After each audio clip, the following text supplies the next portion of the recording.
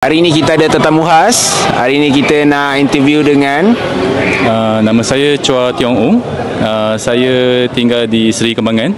So nama komuniti yang saya create ni ialah Futsal Community Riadah One Tiger Arena Kajang. Macam mana Chua boleh terfikir nak buat game yang santai macam ni? Okay, saya pun bermain juga sebagai player, pemain, tetapi dengan admin yang lain lah.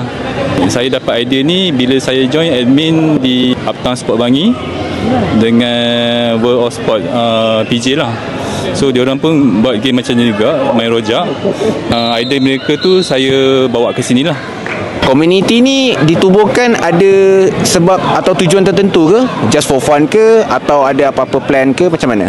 Sebenarnya objektif saya tubuhkan komuniti ni sebab saya punya konsep lain. Biasanya mereka play futsal kat sana, mereka suka cari oppo.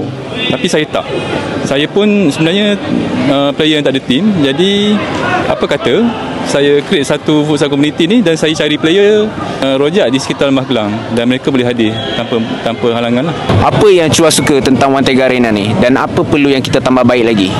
Okey, apa yang saya suka pasal One Tiger Arena ni, satu tempat ni adalah festival baru lah dan dia menggunakan artificial turf. Sangat best lah untuk kami bermain kat sini. Dan untuk penambahbaikan seperti yang terlintas di fikiran saya, mungkin akan datang boleh buat satu court badminton untuk pelbagaikan lagi lah sukan-sukan kat sini. Kalau ada satu perkataan untuk describe One Tiger Arena ni, apa vibe dalam fikiran Chua sekarang ni?